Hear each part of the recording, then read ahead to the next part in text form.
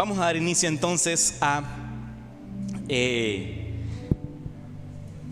mensaje que tenemos preparado para la noche de hoy. Como sabes, hemos estado viendo estas semanas una serie que habíamos titulado Detrás del disfraz. Y teníamos planificado, porque nada es casualidad, créanme, teníamos planificado, Dios lo había puesto en mi corazón, que esta serie la íbamos a estar desarrollando en torno a este tema de los disfraces, porque obviamente sabes culturalmente que se celebra este fin de semana y lo que se celebra el día de mañana. No vamos a entrar en eso, en discursos apologéticos acerca si está bien o no está bien celebrar aquella celebración. Eso lo podemos hablar en otro momento, pero sí estaba en mi corazón de que hablásemos de esto, porque hay veces que nos concentramos mucho en ciertas cosas de la cultura y no nos percatamos de aquellos disfraces que nos colocamos el resto del año.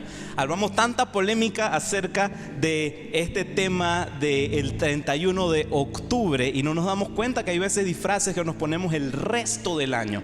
Así que era para evaluar y analizar un poco eso, que Dios hablara en nuestros corazones, porque es muy probable que en estas últimas 2 semanas Dios habló a tu vida, Dios habló a mi vida y me hizo darme cuenta de que sí, hay veces de que tenemos que examinar nuestro corazón. A todos nos gusta orar y pedirle a Dios: Dios, úsame, envíame, tráeme, llévame, haz conmigo lo que tú quieras, pero pocos nos atrevemos a orar: Señor, examíname, examina mi corazón. Y espero que de verdad esta serie haya ayudado a eso, a examinar nuestros corazones y a presentarnos delante de Dios tal y cual somos. Y hoy vamos a ver, como te decía, la parte número 3, y comenzaremos con un versículo que encontrarás en Juan 4:23, que dice de la siguiente manera: pero se acerca el tiempo, de hecho ya ha llegado, cuando los verdaderos adoradores adorarán al Padre en espíritu y en verdad. El Padre busca personas que lo adoren de esa manera. ¿Qué tal si oramos para iniciar? Padre, gracias te damos por esta noche que nos regalas, Señor, por el hermoso regalo que es la revelación de Cristo Jesús para nuestras vidas y el poder de tu palabra, Señor. Te pedimos esta noche, Padre, que hables a cada mente, a cada corazón, Señor, y que crees en nosotros, Señor, hábitos duraderos, Padre, para poder exaltar y engrandecer el nombre de Cristo Jesús hasta lo último de la tierra, Padre. Te pedimos que abras nuestros ojos espirituales, abras nuestros oídos espirituales, y que sea esta una palabra que sea sembrada y dé fruto a su debido tiempo. Gracias te damos en el nombre de Cristo Jesús, y todos dicen muy bien. Bueno,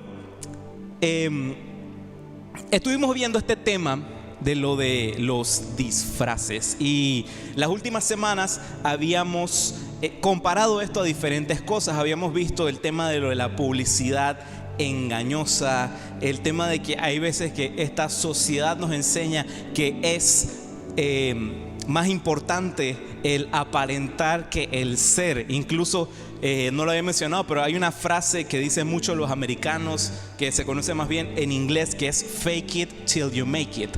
En otras palabras, finge hasta lograr. O sea, finge que eres algo hasta que ese algo se cumpla. Imagínense ustedes. Y vimos todo esto acerca de lo de la publicidad engañosa y cómo hay ciertas cosas que quieren venderse como productos de alto valor que al final del día no lo son. Y vimos que, bueno, aprendimos, y traje a mi memoria nuevamente, jamás, de los jamases, confiar de que una chaqueta de cuero sintético te vaya a durar más de 9 meses, porque todas se terminan dañando en el clima de Panamá. Bueno, eso es una charla para otro momento. Ahora, hay momentos en el que también esto de engañar, de aparentar ser algo que no se es, también termina siendo un camino que intentamos primero engañarnos a nosotros mismos para que sea más sencillo interpretar el papel, porque algo que queremos aparentar es más fácil hacerlo cuando te crees la película, cuando te metes en el papel y empiezas pues a interpretar algo para crear esa ilusión. Eso es lo que tendremos a llamar como hipocresía, que hipocresía no es más que una palabra griega que se deriva de la terminología de actor o de actriz, alguien que interpreta un papel. En el origen de la palabra griega es hipócrita, hipócritos. Pero vamos a ver un poco lo que Dios quiere hablarnos hoy. Durante las últimas 2 ocasiones habíamos visto acerca de máscaras que la sociedad nos vende como que, bueno, esto es así. Como por ejemplo la de que solamente se vive una vez, y como solamente se vive una vez hay que malgastar y desgastar y hacer todo lo que se nos da la gana porque solo se vive una vez. Y la que vimos la semana pasada era que la libertad es hacer literal lo que me da la gana. Y esos son esos disfraces, esas máscaras que nos colocamos y que nos vende la sociedad. Pero hay otra clase de máscara, la cual quería hablar hoy. Y le estoy pidiendo al Señor que por favor me dé la gracia para poder tratar esto, porque sí sé que es algo que termina confrontando un poco. Es la máscara de la falsa pureza. La máscara de la falsa pureza. La falsa pureza es aquella máscara que dentro de nuestras iglesias, dentro de nuestras congregaciones, tendemos a veces a colocárnosla. Y de verdad oro porque Dios esta noche hable a nuestra vida y nos confronte con amor. Ahora, te hago una pregunta: ¿qué es pureza para ti? ¿Qué es pureza para ti? Para un cristiano, pureza es el objetivo, es como el fin al que todos apuntamos vivir. Es como si dijese el final de la carrera, es como el premio, el galardón que queremos alcanzar. Pero dentro de ese marco, a veces hay ciertos conceptos que terminan distorsionando cuál es de verdad pureza. Terminan mezclándose con eso. Y muchas veces eso termina siendo cuando mezclamos pureza, el concepto de pureza, con la rutina religiosa. Cuando simplemente hacemos las cosas en automático y no con el entendimiento correcto. Y termina esta máscara diciendo a nuestra vida de que lo más importante de pureza es verte puro, aparentar puro, de que vean y digan: no, esta persona de seguro es totalmente recto, no comete errores, tal y tal y tal y tal. Y la otra que nos vende esta máscara de la falsa pureza es que una vida de pureza es como si tuviésemos una licencia, un permiso para poder juzgar a los demás, para poder estar de repente en un escalón más alto de moralidad y poder juzgar a los demás. Es lo que la falsa pureza habla y se vende este concepto. Mira, hace un tiempo había salido un documental que había hecho un youtuber. No voy a decir el nombre del muchacho porque tengo mis opiniones acerca de ese documental, que hablaba acerca del agua. Hablaba acerca del agua. Decía él en este documental de que el agua purificada era mala para la salud. El tomar agua purificada, o sea, todas esas botellitas de agua que uno compra en el supermercado, era malo para la salud. Y lo que teníamos que comprar y consumir era agua de manantial.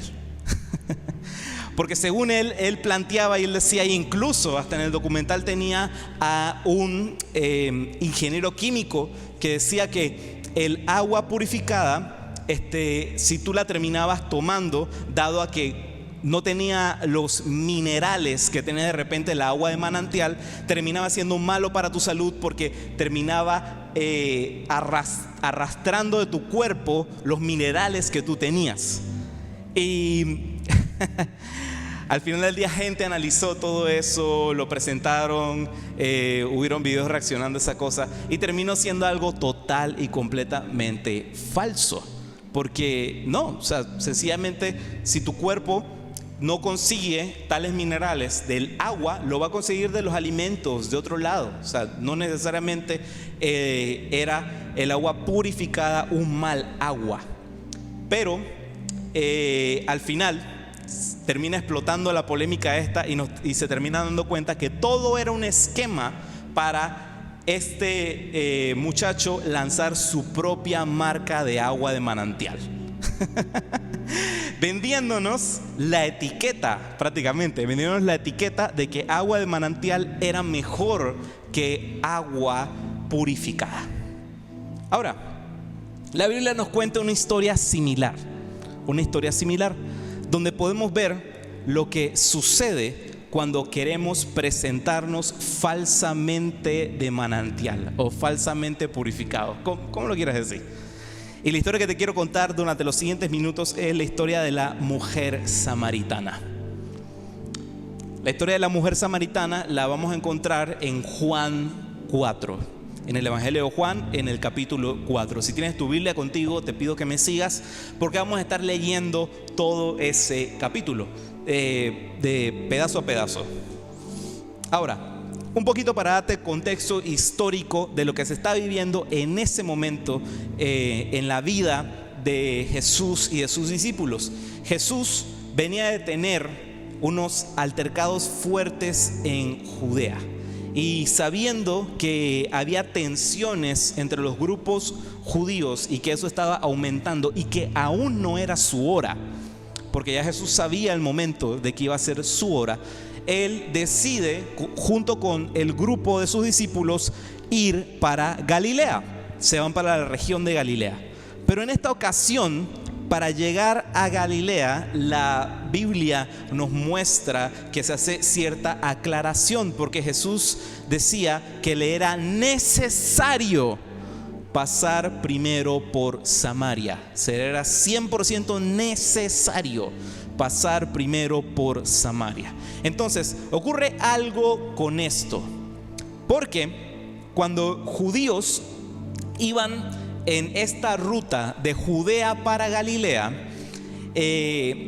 la ruta, incluso la más lógica, era acortar camino por Samaria. Caramba, me hubiera gustado tener el mapa aquí, se me pasó ponerles el mapita, pero si lo buscan se van a dar cuenta de lo que les estoy hablando, que la ruta más lógica era cortar por Samaria para llegar de Judea a Galilea, pero los judíos tenían por costumbre evitar aquellas tierras de Samaria y lo rodeaban, pasaban por otro lado para no toparse con ningún samaritano. Porque históricamente había cierta enemistad entre judíos y samaritanos. Ahora, la pregunta es, ¿por qué sucede este odio entre judíos y samaritanos? Bueno, cuando el reino de Judá es conquistado por Babilonia, los babilonios toman como esclavos, como los suyos, a las clases más altas de Judá, y las clases que eran bajas y marginales en Judá simplemente los dejaron allí en la región, y ese remanente que se quedó ahí en esa región terminan relacionándose, casándose, haciendo vida y teniendo hijos con diferentes pueblos que estaban allí mismo en la región. Y entonces empieza a ocurrir algo inusual, empieza a ocurrir un mestizaje, no solamente de características genéticas de las personas, sino también de costumbres, cultura y religión. Entonces, este pueblo que se queda allí en Samaria termina siendo un pueblo que originalmente era judío, pero termina mezclándose con las culturas paganas que existían en esa región. Entonces, para los judíos, los samaritanos eran como aquel primo de que de repente solamente lo ves una vez al mes y no tienes muchas ganas de sentarte a comer con ellos, ¿verdad? No, mentira, eso no pasa aquí en Lighthouse. Pero bueno, eran como esa rama de ellos que no sentían cierta afinidad porque sentían que no eran tan puros como ellos. Entonces de ahí es donde parte aquella enemistad. Pero ahora te pregunto, ¿por qué Jesús entonces, sabiendo todo este contexto, debía pasar por Samaria? Muy sencillo. Porque había un mensaje que predicar y un disfraz que remover. Eso es lo que vemos al comienzo de esta historia. Vamos a ir entonces a Juan capítulo 4, versos del 4 al 7. Dice así las escrituras. En el camino tenía que pasar por Samaria. Entonces llegó a una aldea samaritana llamada Sicar, cerca del campamento que Jacob le dio a su hijo José.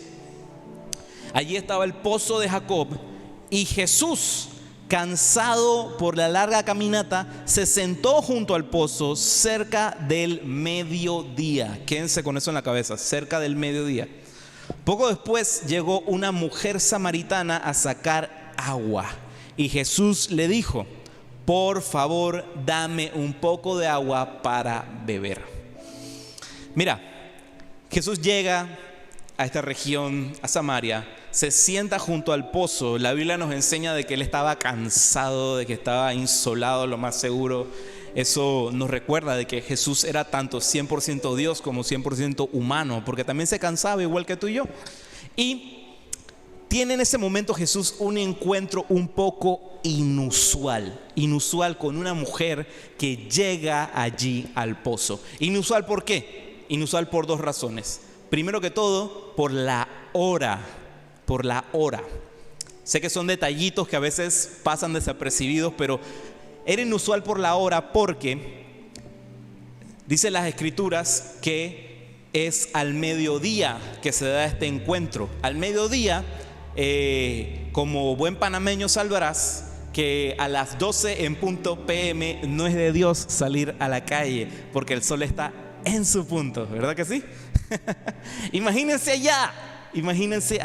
O sea, era el momento más caliente de la mañana y el pozo estaba a las afueras de la ciudad, así que lo más seguro no tenía nada a su alrededor a poder tener alguito de sombra. Era muy curioso de que la mujer estuviese a las 12 del mediodía buscando agua. Normalmente esta es una actividad que tú harías temprano en la mañana.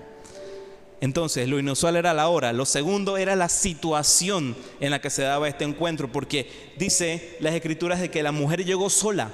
No se menciona que llegó con más nadie, lo cual era realmente extraño, porque normalmente lo que eran las amas de casa, cuando iban a buscar agua al pozo, iban en grupitos, iban juntas para ayudarse las unas a las otras y eran, digamos, como que su momento de comunidad. Era su momento en el que también conversaban, se intercambiaban cosas y eso. Entonces, era una situación un poco inusual, tanto por la hora como por la situación. Entonces, pudiéramos llegar a una conclusión, solamente con esos dos aspectos, de que lo más seguro, esta mujer quería evitar toparse con alguien. Quería evitar toparse con gente de su aldea. Quería evitar a toda costa que se diera de repente una situación incómoda, una conversación a lo mejor que ella no quería responder o no quería escuchar, etcétera, etcétera, etcétera. Pasa otra cosa también inusual, porque más adelante te das cuenta que Jesús le pide que le dé un poco de agua. ¿Por qué es inusual? Porque es raro que Jesús esté pidiéndole activamente a alguien que le sirva cuando estamos hablando de la persona que en las Escrituras vemos más adelante que dice: el Hijo del Hombre no vino para servir, sino para dar su vida en rescate por muchos. Jesús era el primero en siempre servir la mesa, en siempre servir a los demás. Pero en este momento Jesús le pide a ella que le dé agua. Ahora, no era porque él quería molestar, ni fregar la paciencia, ni nada, sino que cuando llega él a pedir, es porque está estableciendo con esta mujer una relación, un intercambio. Aquí Jesús nos está mostrando una gran lección, porque cuando Él llega a nuestras vidas y pide, no es por querer ser mandón, ni por querer acaparar y tomar control de nuestra vida, ni aprovecharse de nosotros, sino para entrar en aquella relación con nosotros, ya que lo más seguro, aquello que Él está pidiendo no se compara con aquello que está a punto de darte. Amén. Bueno, seguimos. En Juan 4, versos del 8 al 9. Él estaba solo en ese momento porque sus discípulos habían ido a la aldea a comprar algo de comer. La mujer se sorprendió, ya que los judíos rechazaban todo trato con los samaritanos. Entonces le dijo a Jesús: usted es judío y yo soy una mujer samaritana, ¿por qué me pide agua para beber? Aquí empezamos a ver algo. La mujer comienza a levantar sus barreras y a escudarse para no entrar en relación con Jesús, para no tener de repente alguna conversación que no quería tener en ese momento con Jesús. Y comienza ella a colocar pretextos delante de Jesús. Comienza a poner pretextos sobre, primero que todo, su raza, porque decía que era samaritana. También coloca pretextos acerca de su religión, porque ellos, los samaritanos, tenían otro sistema de creencias diferente al de los judíos. Incluso coloca delante de Jesús el pretexto de su género, porque dijo: soy mujer samaritana, para evitar tener esa conversación con aquel hombre judío que estaba delante de ella. En otras palabras, se estaba colocando ella el disfraz. Por delante ella estaba poniendo su disfraz y su descripción, su etiqueta, como te dé la gana llamarlo, para evitar tener ese acercamiento con Jesús. Y mira lo que sucede más adelante en Juan 4, verso 10. Jesús contestó: si tan solo supieras el regalo que Dios tiene para ti y con quién estás hablando, tú me pedirías a mí y yo te daría agua viva. Jesús reta el enfoque de la mujer. En ese momento Jesús reta el enfoque de la mujer, como diciéndole que no mires las cosas simplemente con los ojos terrenales. Dios quiere mostrar algo más profundo para tu vida. Y de esta misma manera te digo, cuando se presentan situaciones así, cuando te encuentras cara a cara con Jesús y comienza a confrontar áreas de tu vida, no lo mires con ojos terrenales, míralo con ojos espirituales, porque Él está a punto de hacer una obra maravillosa. Amén. Hay cosas impresionantes que Dios quiere hacer en nuestras vidas y a través de nuestras vidas, si tan solo decidiéramos quitarnos el disfraz y presentarnos delante de Dios tal y como somos. Mira lo que sigue más adelante en Juan 4, versos del 11 al 12. Pero Señor, usted no tiene ni una soga ni un balde. Es la excusa que le empieza a poner primero la samaritana a Jesús. Y este pozo es muy profundo. ¿De dónde va a sacar esa agua viva? Además, ¿se cree usted superior a nuestro antepasado Jacob, quien nos dio este pozo? ¿Cómo puede usted ofrecer mejor agua que la que disfrutaron él, sus hijos y sus animales? Aquí vemos claramente que habían dos razones por las cuales la mujer quería mantener su disfraz. Porque ella lo pone primero, le describe quién era ella, que era samaritana, tal y tal y tal. Pero aquí vemos claramente dos razones por las cuales ella quería seguir manteniendo ese disfraz delante de Jesús. El primero era estatus. ¿Por qué? Porque le dice de que, pero tú no tienes ni cuerda, ni balde, no tienes nada. ¿Cómo tú vas a sacar ese agua de allí? O sea, ella le echa en cara de que ella sí tenía aquellos implementos para poder realizar la obra de sacar el agua de allí. Lo segundo es que le coloca delante de Jesús su reputación, porque ella da a entender, yo soy descendiente de Jacob. Jacob nos ha dado este pozo. Tengo el privilegio de tener esto. Y en otras palabras, ella le coloca estas excusas delante a Jesús como si le estuviera diciendo a Jesús, mira la locura, como si le estuviera diciendo a Jesús, ¿qué puedes darme tú que yo ya no tenga?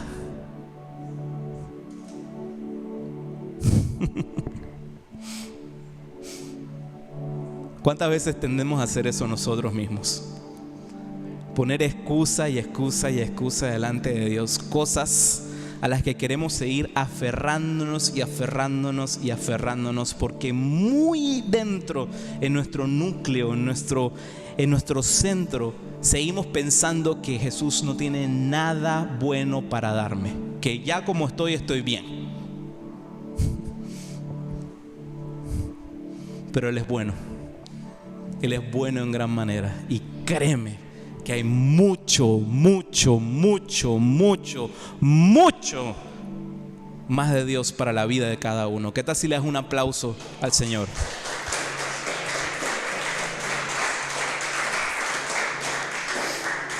Ahora, vemos en Juan 4, verso 13, lo siguiente. Jesús contestó: cualquiera que beba de esta agua pronto volverá a tener sed, pero todos los que beban del agua que yo doy no tendrán sed jamás. Esa agua se convierte en un manantial que brota con frescura dentro de ellos y les da vida eterna. Jesús estaba empeñado en hacerle entender a aquella mujer samaritana que lo que ella daba por valor, lo que ella daba por algo a qué aferrarse, no se comparaba con lo que Él estaba por darle, con lo que Él quería ministrar en su vida. Con esto te pregunto, ¿a qué te estás aferrando en esta temporada? ¿A qué te estás aferrando a esta temporada? ¿Cuál es ese pozo que a estas alturas no has querido soltar? Te digo, Dios los conoce. Dios los conoce. Pero si esta noche estás dispuesto a soltar aquel pozo, créeme que Jesús tiene para ti no un pozo, sino un río de agua viva que brota desde ti, que da vida eterna, que todo lo que toca florece. Amén. Amén. Porque sabes, Dios conoce nuestra necesidad. Dios conoce nuestra necesidad. Y el problema no es tener sed. El problema no es tener sed, sino de qué pozo estoy bebiendo. Eso es lo que termina siendo. Ahora, verso 15. Por favor, Señor, le dijo la mujer, dame de esa agua, así nunca más volveré a tener sed y no tendré que venir aquí a sacar agua. Mira, pensamos de repente que en esas líneas que dice allí la Biblia, que dice las Escrituras, la mujer ya estaba maravillada, ya estaba diciendo, wow, Jesús, lo que tú me estás hablando es algo increíble, sí, dame esa agua viva. Pero no. Honestamente, ella aquí está hablando en un tono sumamente sarcástico. Porque ella está diciendo que sí, Jesús, bueno, ay, sí, está muy bonito eso que tú me estás diciendo de ese río de agua viva. Ay, bueno, pues, dame de esa agua porque, qué pereza venir todas las mañanas acá a sacar agua, que no sé qué. Ella lo estaba viendo por el lado natural todavía. Y esas palabras estaban llenas de sarcasmo, que de repente a simple vista no pareciera. Y en ese momento es que Jesús dice: ajá, estoy a punto de darte entonces la primera probadita de aquella agua que da vida. Y ahora viene lo bueno. Repite después de mí: ahora viene lo bueno. Juan 4, verso 16. Jesús le dijo: ve y trae a tu esposo. No tengo esposo, respondió la mujer. Es cierto, dijo Jesús, no tienes esposo porque has tenido 5 esposos y ni siquiera estás casada con el hombre con el que ahora vives. Ciertamente dijiste la verdad. En otras palabras, Jesús le dice a la mujer: ¿para qué el disfraz? ¿Para qué el disfraz? Yo conozco tu situación. Yo conozco por lo que estás pasando. Yo conozco por lo que estás viviendo. Delante de mí no tienes que aparentar.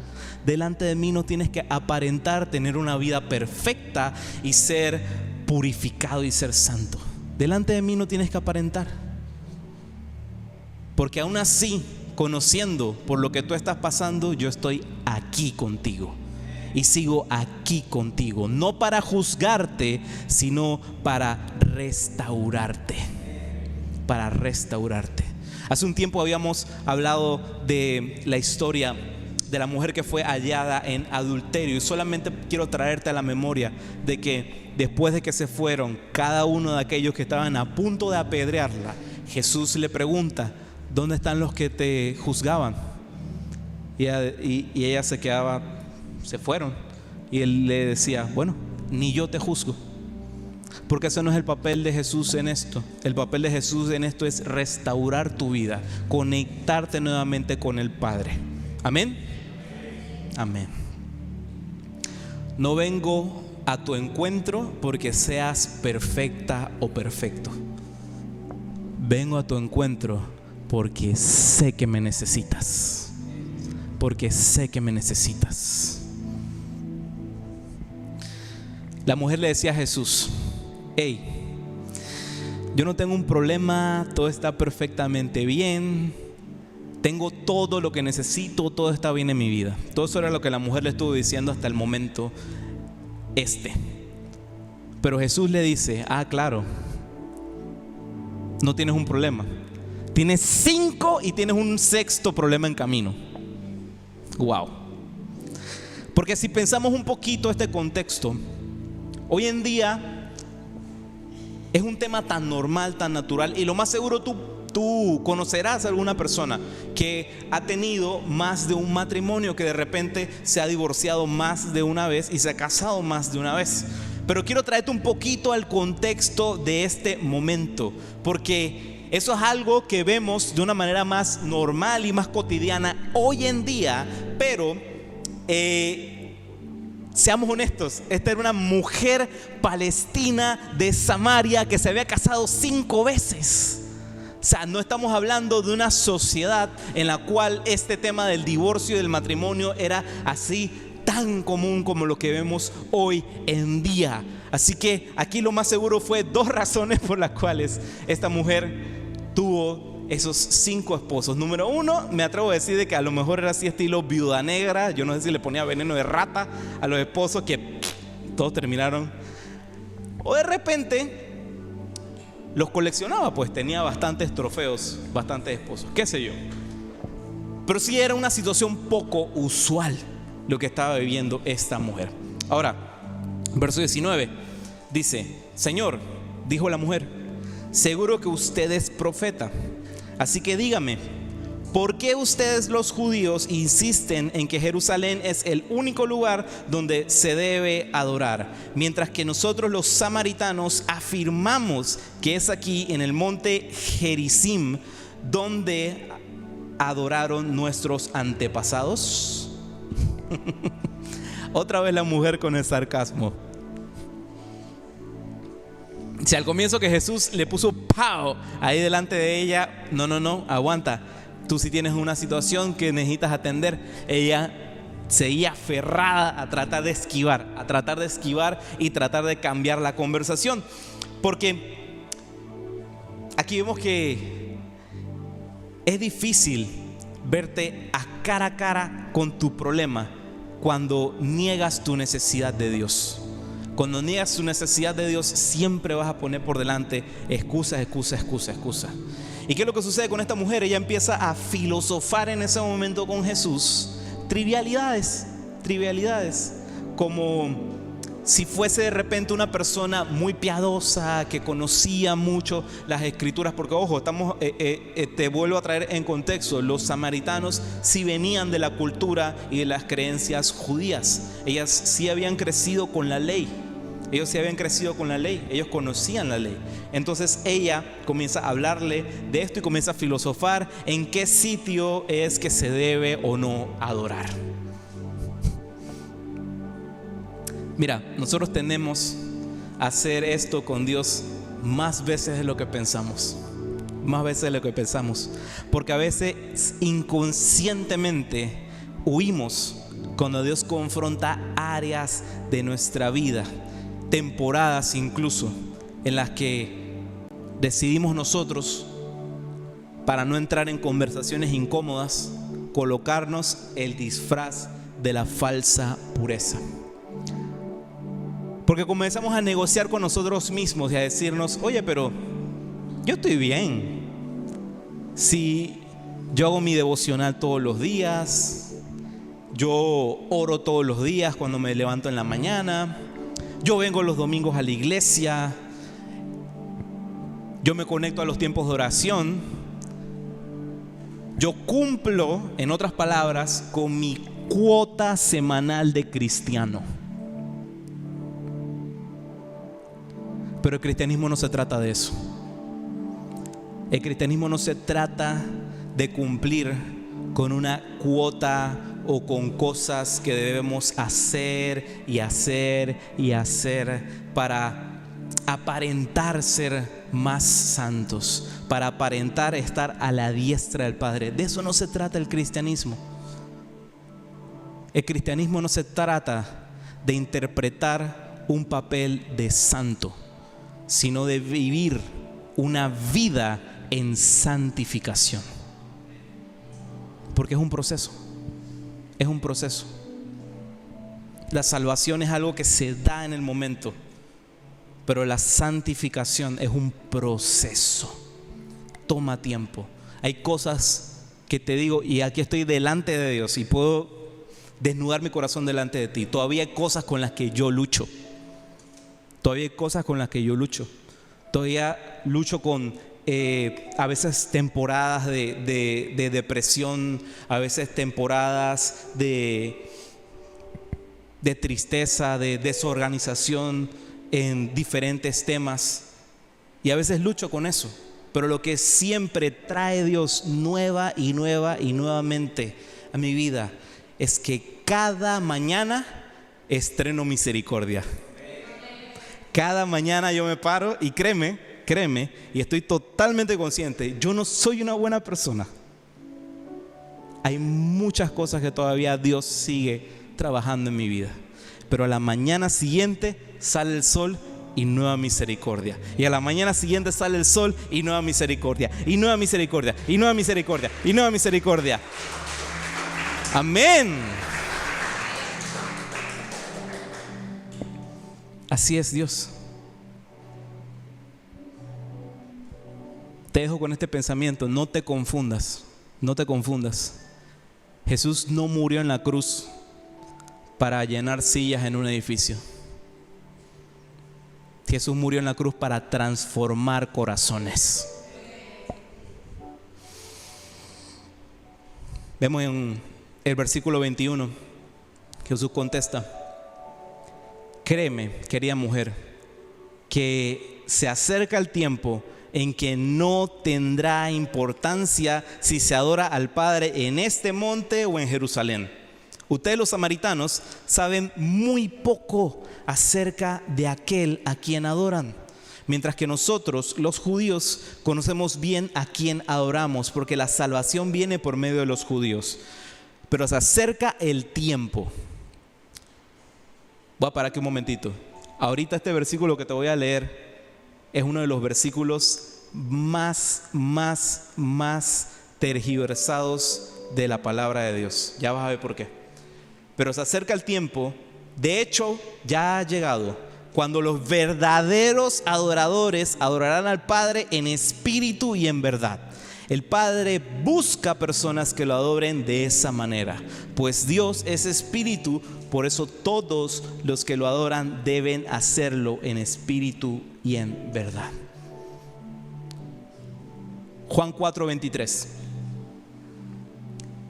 Como te decía, uno de los versículos más distorsionados cuando se habla acerca de esto. En de repente conferencias de adoración, de que hablan acerca de todo este tema de la música, de la adoración, de cómo adoramos, de cómo debe ser la actitud y la disposición ante la adoración. Pero ¿sabes qué?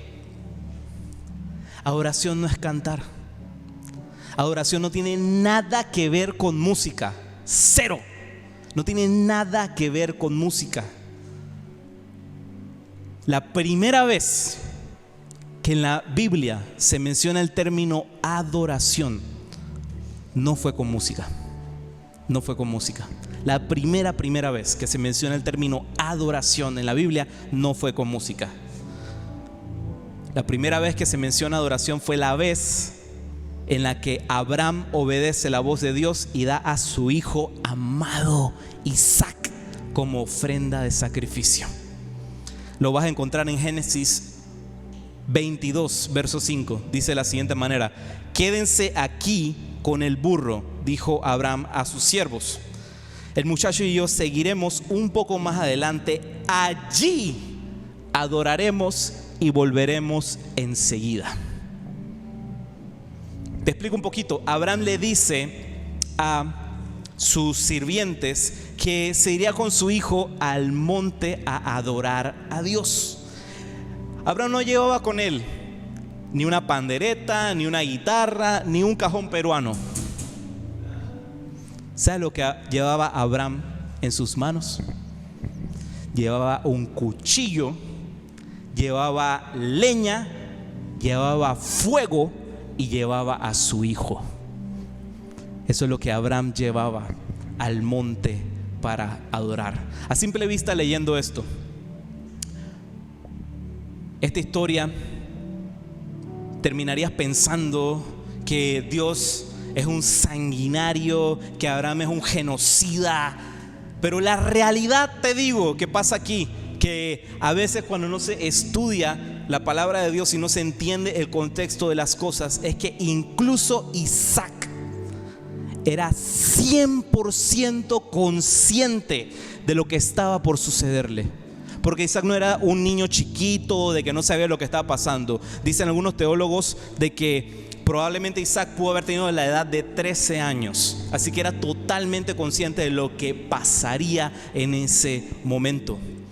Abraham hace esto sin parpadear. Tú puedes leerlo. O sea, Dios le habla y al día siguiente sale Abraham a hacer esto.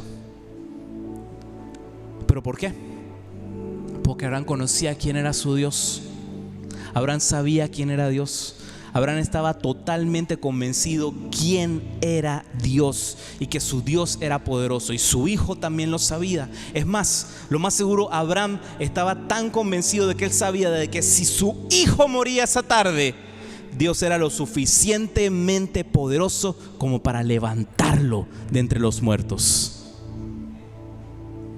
¿Y qué sucede? En el último segundo, cuando ya tiene ya al niño y el altar preparado con la leña, tiene al niño amarrado y tiene el cuchillo en la mano y está a punto de degollar a su hijo, en el último segundo viene un ángel del Señor y le dice: no, Abraham, detente, para. Dios conoce tu corazón. Dios conoce tu corazón. Dios conoce tu adoración. Y es ahí cuando en ese momento Desata al niño y encuentran cerca un arbusto en el cual estaba un carnero ahí atravesado. Lo agarran, hacen el sacrificio del carnero y llaman en ese momento a ese monte Jehová Jireh, que se traduce como Dios proveerá. Y aquí quiero abrir un paréntesis y meter ahí como que una propaganda. No lo iba a hablar, pero quiero meter ahí esa propaganda. Hay muchas veces que cuando tenemos una necesidad de, qué sé yo, una computadora nueva, un carro, una casa, que salga un préstamo, qué sé yo, comenzamos a orar y pedir a Dios: Jehová Jireh, tú eres mi dador, Jehová Jireh. Te voy a pedir que por favor entiendas el contexto, porque la vez que se menciona Jehová Jireh en las escrituras, no se menciona para que el Señor nos haga un favorcito. No se menciona para que el Señor nos dé un capricho o una necesidad allí de tener alguito nuevo. Jehová Jireh, tú proveerás. No. Se menciona en un contexto de sacrificio. En un contexto de sacrificio, Dios proveyó para el sacrificio. Eso es Jehová Jireh. Amén. Como te decía, adoración no es cantar. Adoración no es cantar. Adoración es actuar sabiendo que Dios es Dios. Es estar totalmente convencido quién es Dios y conforme a eso yo actúo. Eso es adoración. Mira, la mujer dijo: sé que el Mesías está por venir, el que llaman Cristo.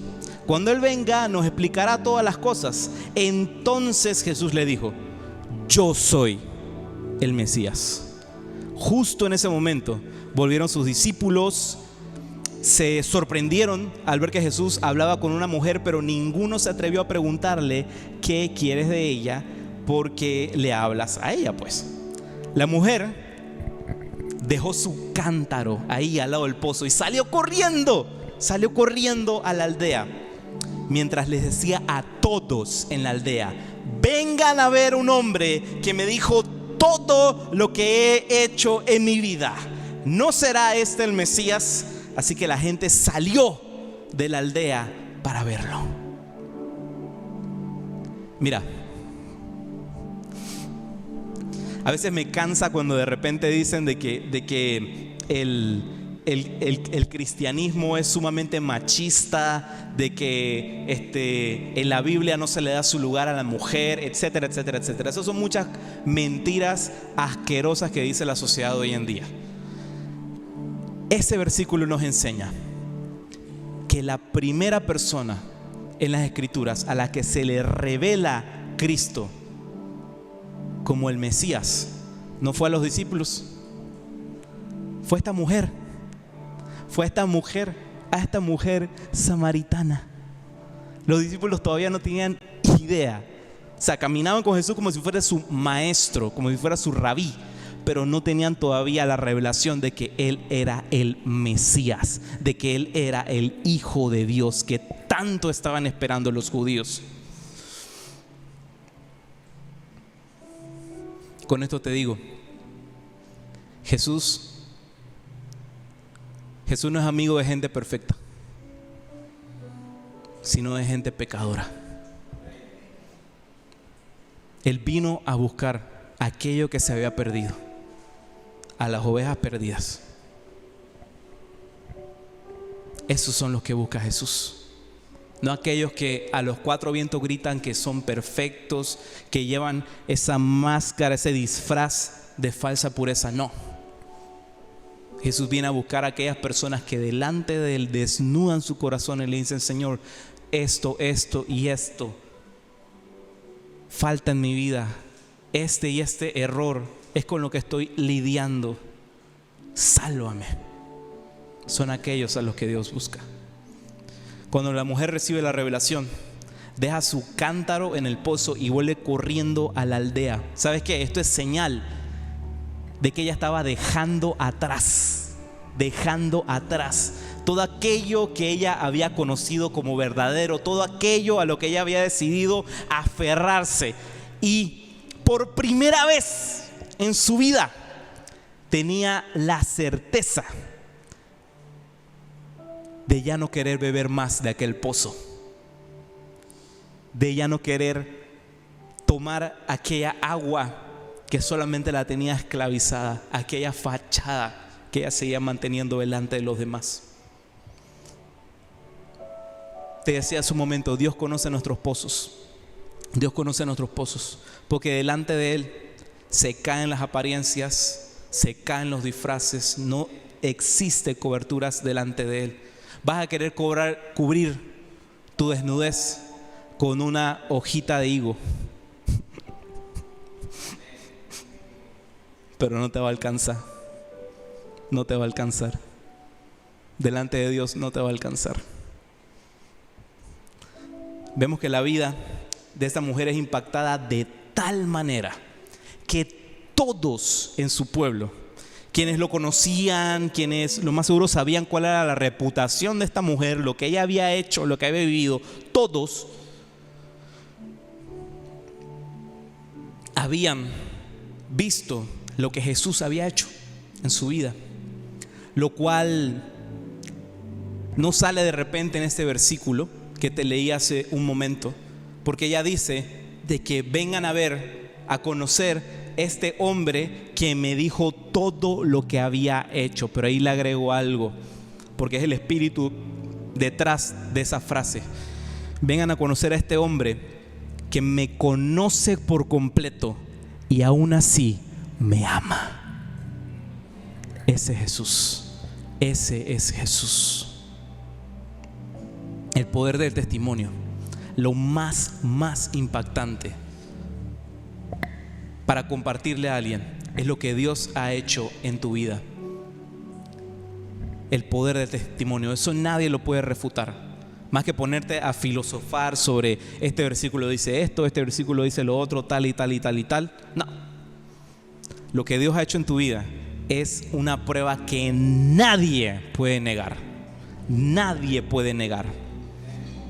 Hay una serie que empezó a darse durante pandemia que me encanta, me la he visto 80,000 veces y es gratis verla, no está ni en Netflix ni en ningún lado, te tienes que bajar la aplicación, o creo que también se puede ver en la página web, que es la serie de The Chosen, una serie muy artística, muy teatral acerca de los sucesos de la vida de Jesús, del ministerio de Jesús. Sí, se toman algunas licencias artísticas para contar las cosas de diferente manera, pero ahí está la esencia.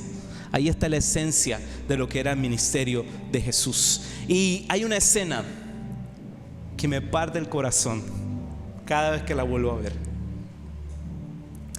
Y es un momento en el que un fariseo llamado Nicodemo se encuentra con una mujer que unas noches nada más anteriores estaba atormentada por demonios. El fariseo incluso había orado por ella, había hecho toda clase de ritos con ella y ella seguía atormentada por el demonio. Pero una buena tarde él se la encuentra en un mercado en la plaza y la ve íntegra, como si nada.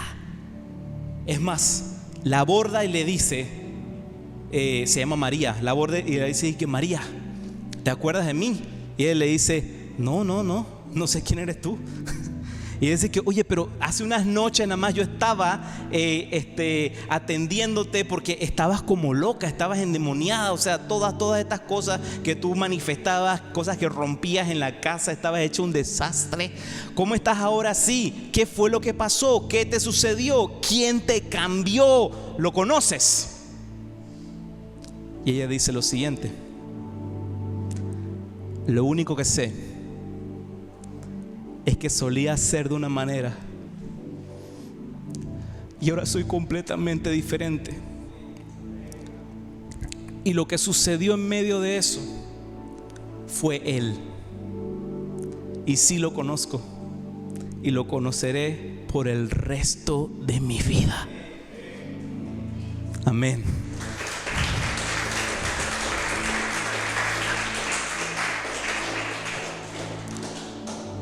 Esta mujer samaritana se convierte en la primera evangelista registrada de la historia.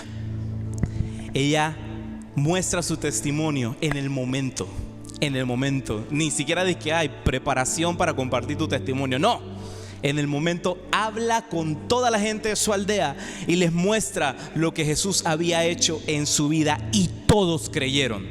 Todos creyeron, todos fueron al encuentro con Jesús, todos creyeron. Todas las personas que sabían qué es lo que ella había hecho, por qué es lo que había pasado, todos creyeron. ¿Sabes qué? La misericordia puede más que un falso testimonio, que una falsa máscara. La misericordia de Dios lo puede con todo. Quiero dejarte con 2 lecciones que nos enseña esta serie que hemos estado viendo durante estas semanas. Y la primera es: solamente en Jesús somos completamente conocidos y completamente amados. No tienes que fingir delante de Dios. Deja eso. No tienes que fingir delante de Dios. Y lo segundo, hasta que decidimos nosotros vivir sin disfraces delante de Dios, es que conoceremos las maravillas que Él puede hacer en nosotros y a través de nosotros. Amén. ¿Qué tal si nos colocamos sobre nuestros pies?